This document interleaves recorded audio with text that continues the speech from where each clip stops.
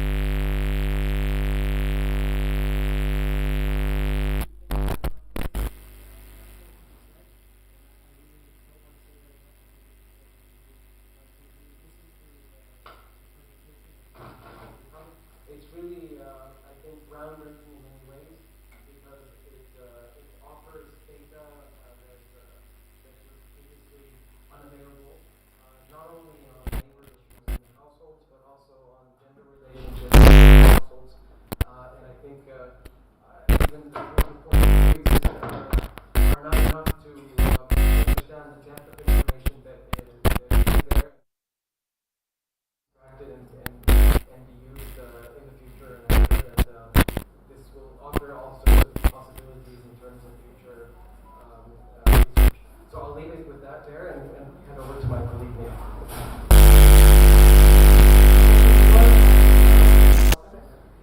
It's a real pleasure to be here.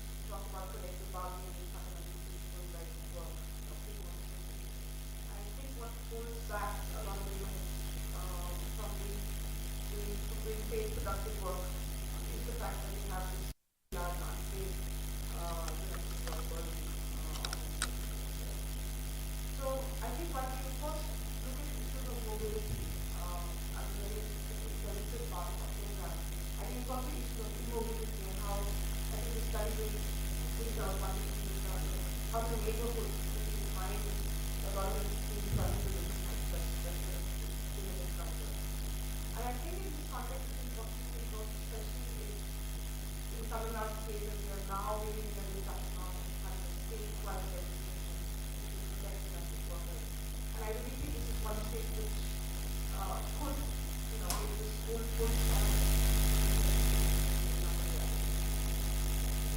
care policy, if you look at the women's policy,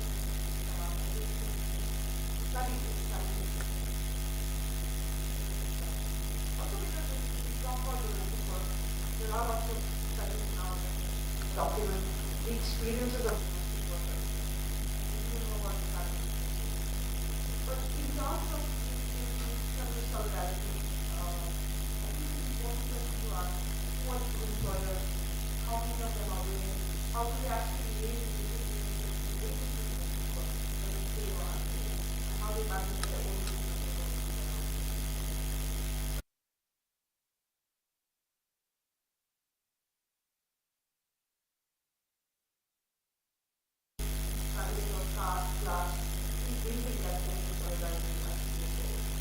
So without much further ado, I will take time to say of this country led by Dr. Audrey Khan, Julia Rabindranath, Amjad Chaudhary, Rafi Mehra, Krishna, Amritsar, and Teja Malani, and of course, Teja Sampati is very difficult to continue this study. The time to know what you got.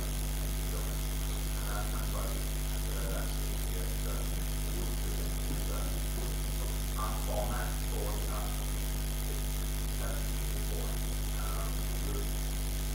take about 25 minutes. I have planned to report.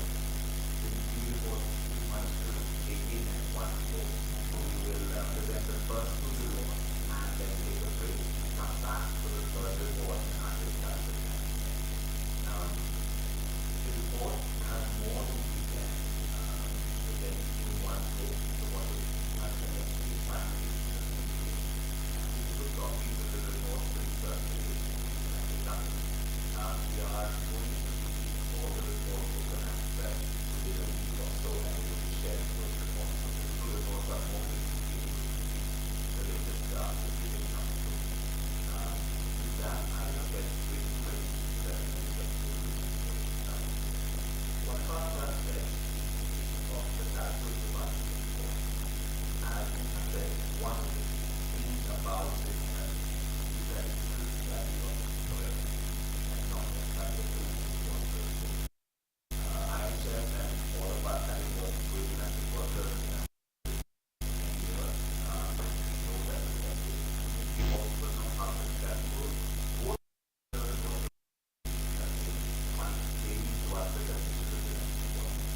but I think for any executive or any civilian rights to social protection, employers that practice the protection are in the point. That's the way we put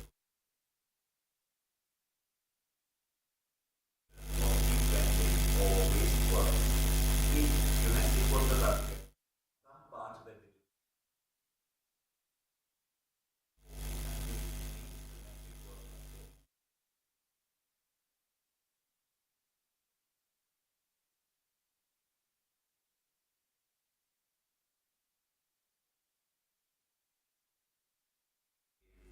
I think one of the reasons we study workers also is because it's easier to study workers. So at some point over tea, we'll tell you how many elite employers of domestic workers refuse to give us interviews, refuse to talk to us about their workers, refuse to tell us the wages they pay. This is something that I think is a larger reflection of the methodological difficulties in studying employers and studying power, as opposed to studying workers and studying exclusion. The first report actually takes us one step back and starting with, it's called Reproducing a Household, Recognizing and Assessing Paid and Unpaid Domestic Work in India. So the first report is actually stepping back from paid domestic work, a household in urban India. How many hours of work does it take for the household to function? Feminist economists have long told us that the household is one of the key missing elements of our economic analysis and planning. So before we go to the paid domestic worker, our first question is, all hours of housework, whether paid or unpaid, how much time is being taken in reproducing the household? And then we turn to the question of how much of this time is then being given to paid domestic workers. And what happens to a household when they start hiring paid domestic workers as opposed to doing the work themselves? So the main part of our question then comes from this idea that when one thinks about housework, the theorist Diane Elson said the key work is first we have to recognize that there is unpaid work, that housework is work. The second is we have to think about how to reduce the amount of work. And the third is we have to redistribute who is doing this work. Now, much of this context actually was between men and women within the household. Much of this literature comes from the global north. In our context in the global south, it's not just a distribution between members of the household, between, say, older and younger women, between mother-in-laws and daughters-in-laws, but it's also a question of, the live stream won't work, but anyway. It's also a question of the distribution of how much work goes to the woman of the household and how much goes to the paid domestic worker. And Neha's point about feminist solidarity here is really key, because when we speak of women's work here, we are both speaking of the unpaid work by the woman of the household and the paid work of the domestic worker, which we know in our context is dominantly gender and female. So how did we do this? We basically said that international work in our framework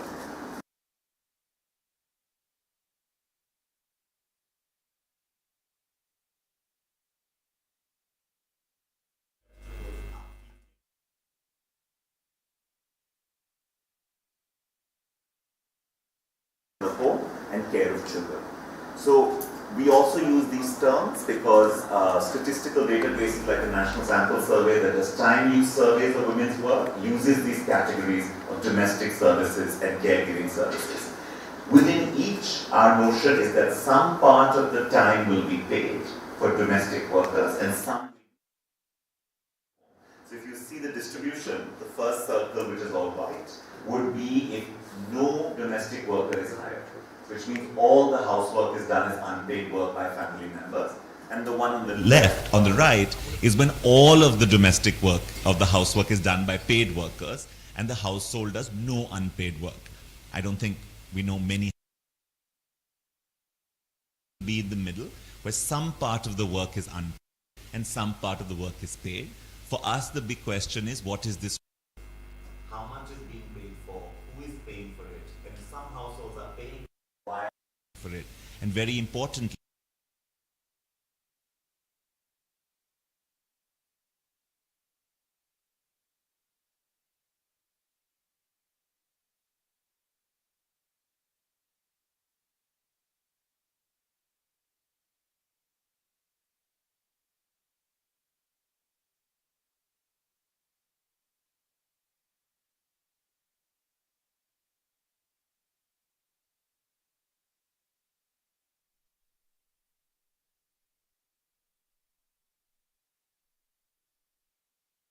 value, as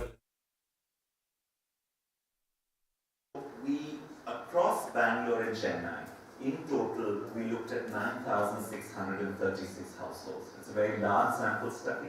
The sample is split between these two cities fairly evenly. What you're seeing on the maps, and I won't detail this here, but I'm happy to discuss it, is an innovative new spatial sampling technique developed by researchers at IHS. Because as you know, in India, we don't have household data for income. So how do you sample high, medium and low income households across the city?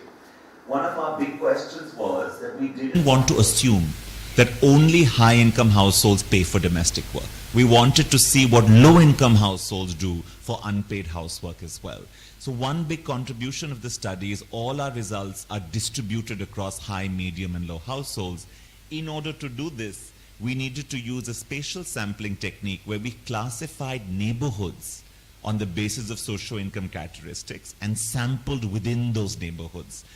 It turned out to be a very successful technique. As you will see in the Chennai sample, a large number, the overall sample, 20% of our households are high-income households, which means they make more than 8 lakhs per annum. 46% are medium, between 3 to 8 lakhs per annum. And And a healthy chunk, and in Chennai particularly, 40% of our households made less than 3 lakhs per annum. It's worth remembering 3 lakhs per annum is the government definition of an economically weaker section household, an EWS household. So these are low-income households not just by statistical definition, they're low-income households in government policy across multiple types of sectors. So one of the things that we'll be repeatedly telling you is what are households that make less than 3 lakhs a year, EWS households? We assume them to be dominantly suppliers of domestic work. But are they also employers of domestic work as well? In which case, what is that dynamic like? So let me give you our first key finding. How much time does it take?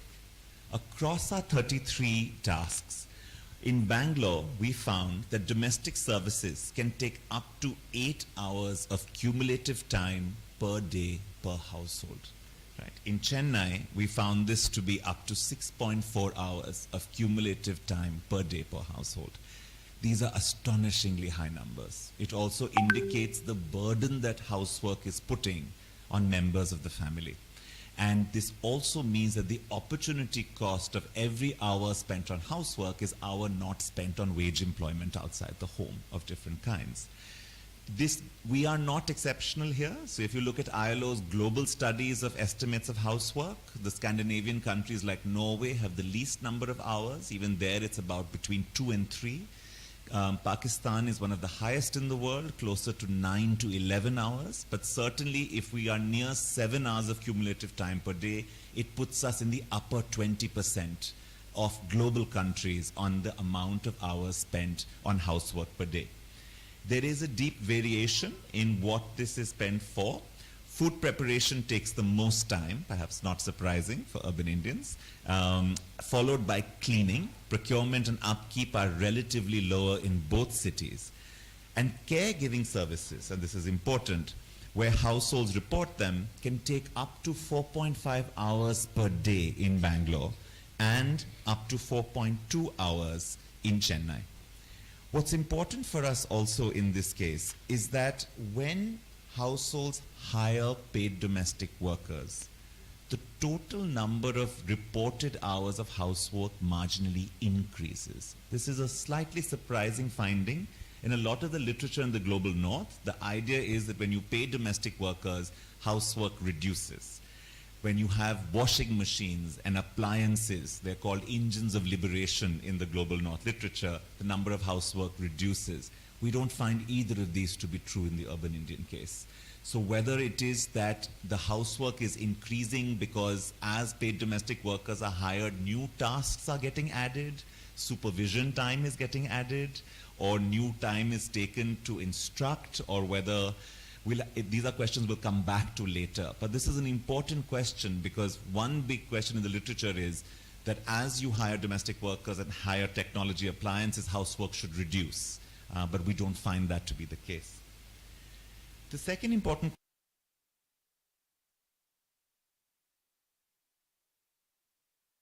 is question of if we have this large load of hours, how many of these hours are being done by paid domestic workers? In Bangalore, we find that 55% of households engage a paid domestic work for at least one of the 33 tasks. So our first finding is that rates of engagement of paid domestic works in urban India are very high, and this includes, and this is the first, when you distribute this across income, in Bangalore, you find that 1 in every 5 low-income households is hiring a paid domestic worker. This is very surprising. This is much higher. In Chennai, this is not the figure. In Chennai, the figure is 7.5%. Forget the error here.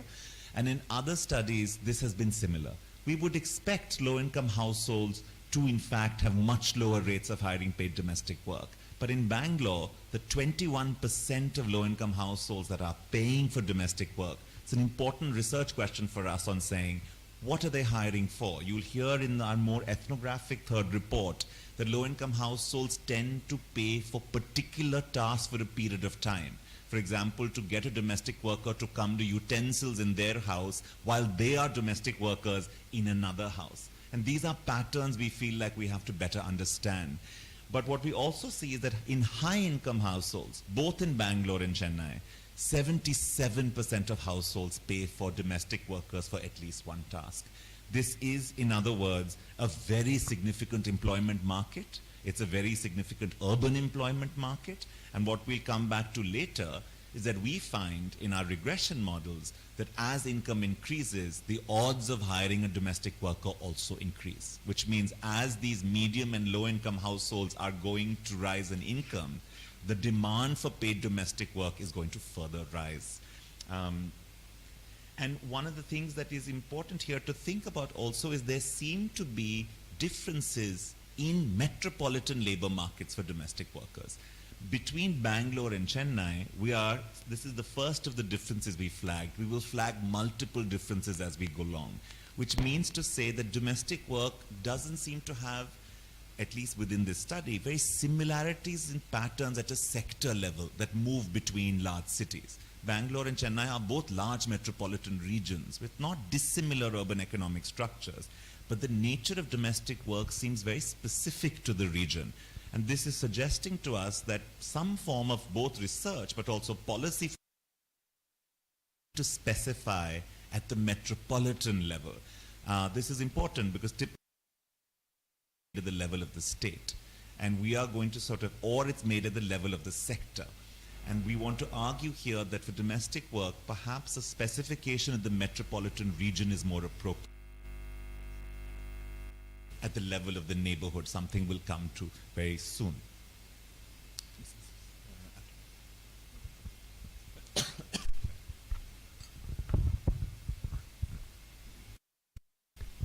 Sorry.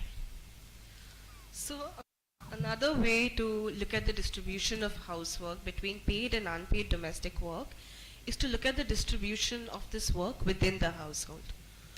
When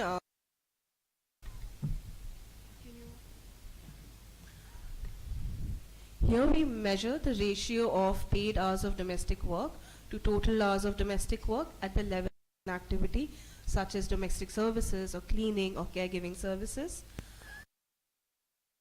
worker for any of these activities. So in simple terms, that would mean that when a household is engaging somebody for domestic work for an activity, how much of the total work does it give out to a domestic worker and how much of the work still remains to be done by someone in the household.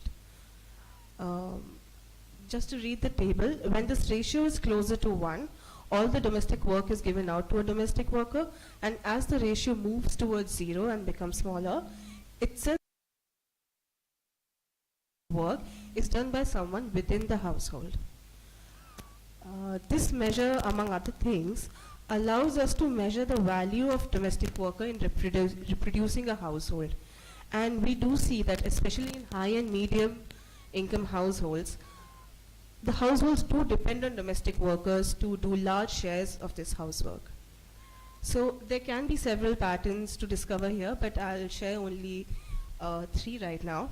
We find that in domestic services, when a domestic worker is engaged, a large proportion of the total work is done by them compared to someone in the household. For cleaning services especially, like sweeping, mopping, washing utensils, this remains high across income groups, medium, high, and low. There is, in other words, a very strong substitution effect of the unpaid work of a household member being done by a domestic worker within cleaning activity in particular. But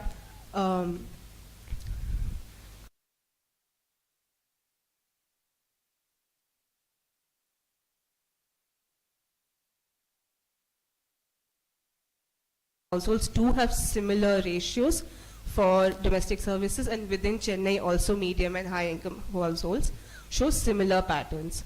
But there is significant variation when we start seeing them vis-a-vis the low income households. So for something like domestic services, it ranges from 84% of work being done by domestic workers in high income households versus only 25% of the work being done by domestic workers in low income households.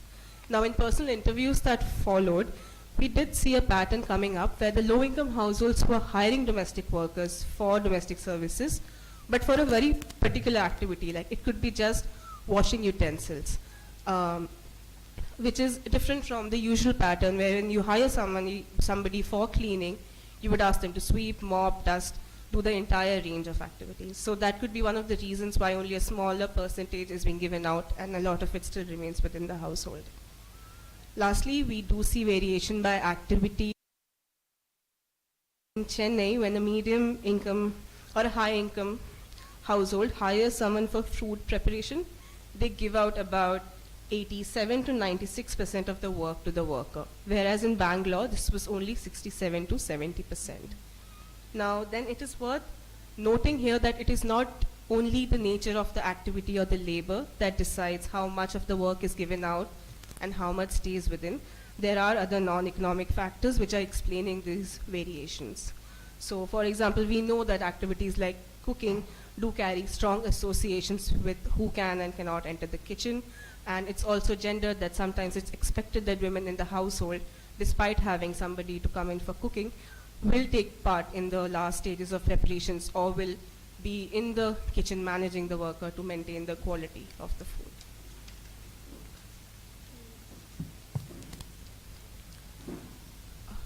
So now, if we ask, when we look at the unpaid hours of work for households that do hire someone to do this work, we do see an expected reduction of hours, but there still remain significant hours of work that are done by somebody in the household.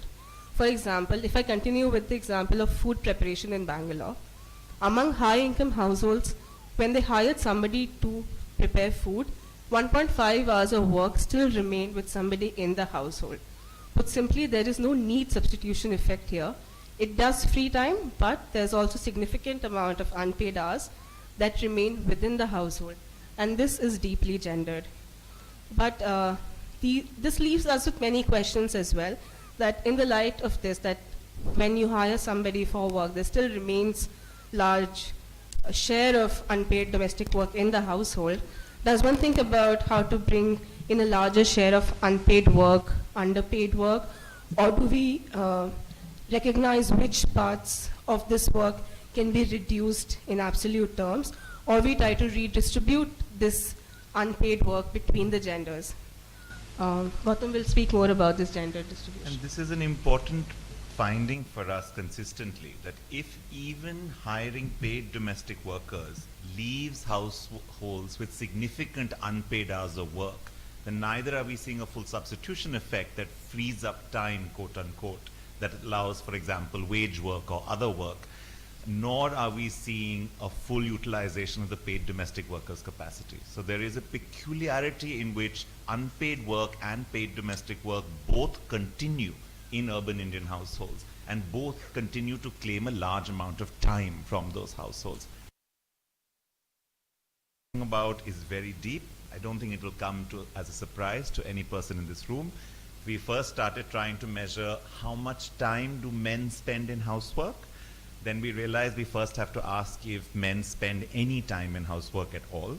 So for only 26 to 30% of men report any participation in different cleaning activities. So this is across both. I can show you the variations, but you don't see them much.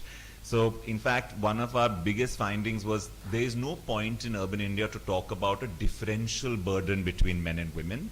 The fact is that 2/3 of men are simply absent. There's no burden at all. That's really the fact of it.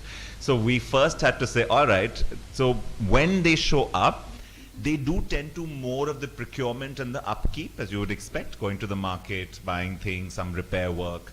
But women, even in those activities, dominate hours of work.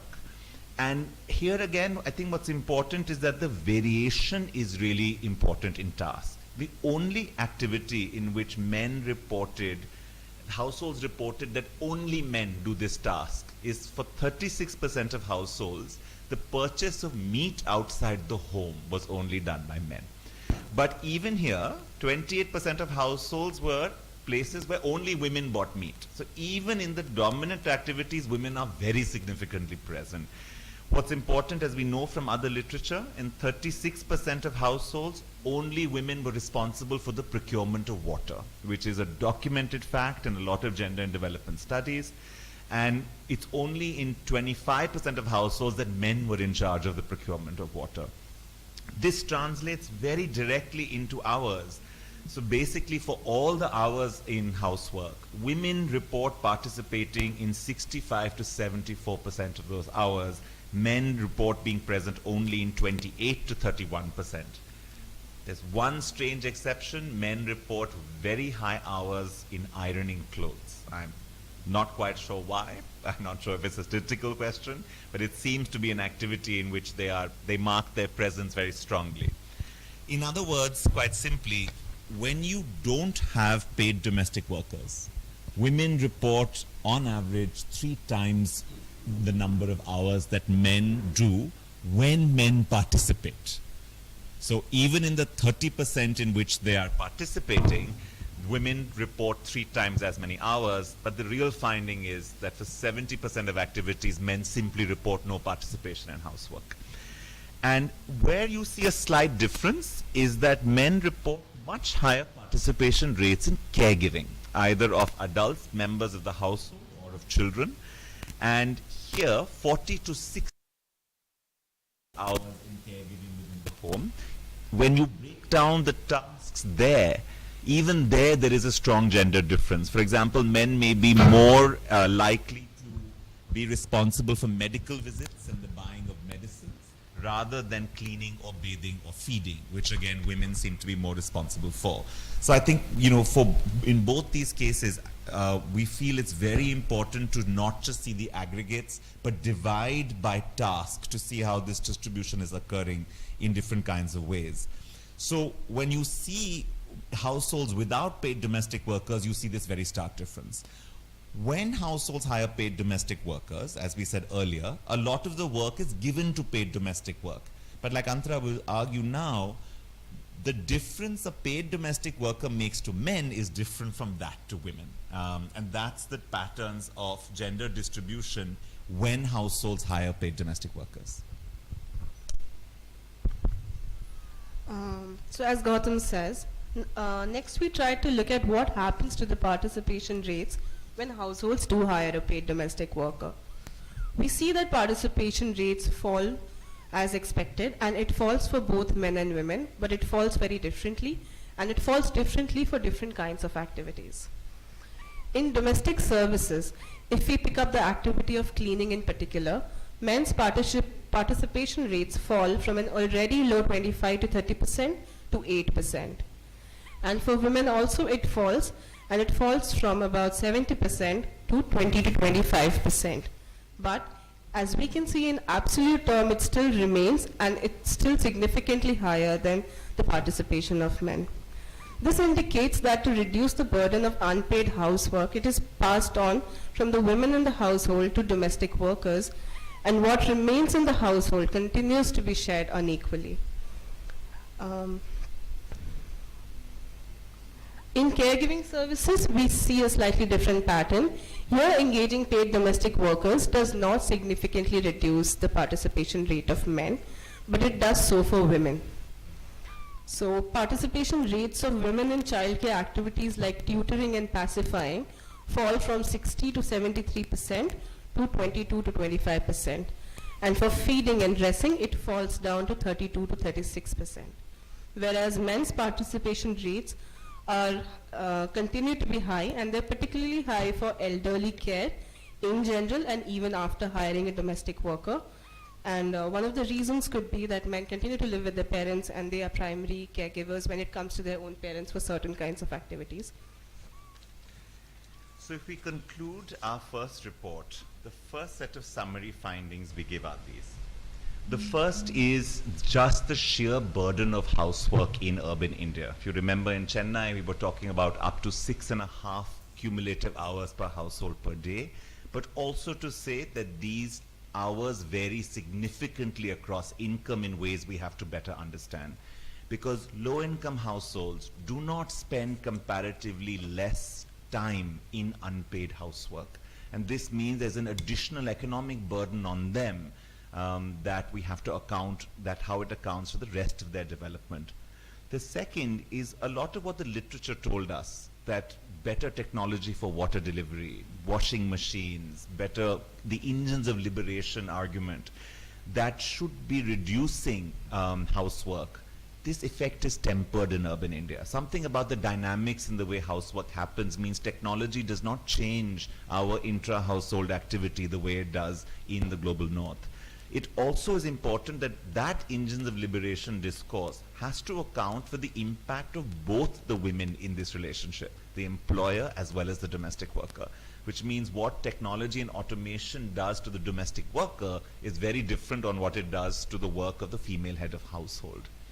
The third point is that even when paid domestic workers are engaged, significant unpaid hours remain for households, which means the second part of Diane Elson's triad we started with of reduce is not occurring as it normally occurs in development cycles. Gender differentiation remains strong, and hiring paid domestic workers impacts men and women very differently.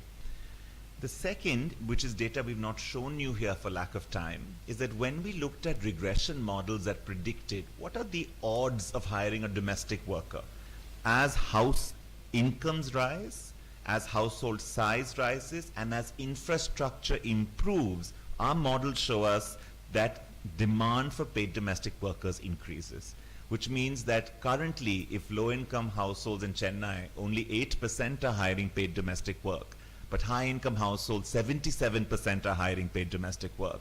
With urbanization, this 7.5 is going to move towards that 77, which means demand for paid domestic work for low and medium income households is going to rise, which means a very significant need for economic policy and planning to anticipate a rise in the rates of paid domestic work and think about employment conditions. But it's also important to recognize that this rise is going to again be shaped by what we're calling non-market inequalities. I'll give you an example. In our regression model, for every 1,000 rupees a household's income go up, the odds that they will pay for domestic work goes up. But the odds rise faster for general category households than SC/ST households, which means SC/ST households take a much longer time to hire paid domestic work even as their incomes rise. I'm not sure why this is, but certainly there are non-market dynamics around these labor practices we still need to better understand. Okay? When we think about, yeah. Yes, it's in both our, we weren't able to show both the regression models, it just becomes too much for the single presentation, but it's in both the data itself. So we calculated in the model and said, for every 1,000 rupees income goes up, how much more likely is a household to hire a paid domestic worker?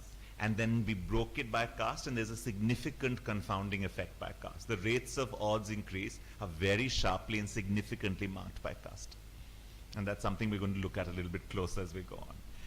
The other major point that's really important is one of the big narratives around paid domestic work is that it frees up women's time for wage work outside the household. So we've already told you that A, it's not freeing up as much time as we'd expect because the number of unpaid hours remains strong. But another regression model we did is to say our sample has a large number of university educated women. And what we found is that the effect, this substitution effect remains strong across education and income, which means the question we have to open with is why do more women, including university educated women, not leverage paid domestic work to undertake waged employment outside the home? So this effect that paid domestic work should be increasing wage employment by women is not bearing out in the data. And we already know that in India in general, women's labor force participation is very low. It has been falling in the last 20 years. So obviously all those factors, whether it is patriarchal norms, whether it is persisting unpaid hours of housework, whether it's security, the nature of the macro labor